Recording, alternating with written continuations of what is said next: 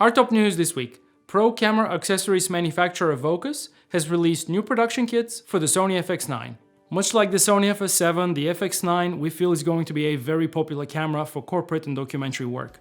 And just like the FS7, it will require some extra bits to make it more user-friendly on set.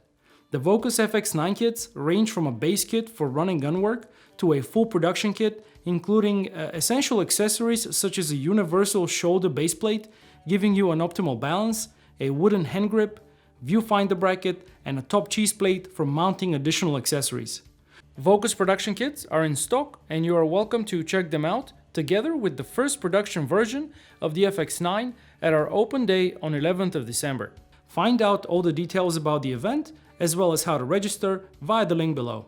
Netflix has been the dominant streaming giant for a while now, but new market entrants such as the new Disney Plus subscription service are quickly catching up. In an effort to bring the best possible viewing experience to its user base, Netflix has recently implemented a new requirement that all its upcoming original content be shot for HDR.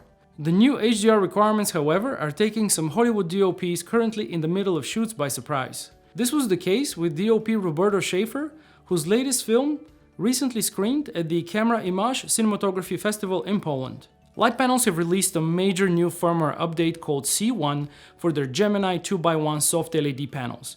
The new firmware is packed with new features and extended functionality, such as an extended CCT range from 2700 Kelvin all the way up to 10,000 Kelvin, in addition to further expanding the gel library to include 300 of the most popular gels used by cinematographers today. The new firmware update also brings more DMX control with presets, as well as enhanced Bluetooth for better connectivity and responsiveness. Find out more details and download the firmware update via the link below. That's it for this week. We'll be back next week with more news in 90 seconds.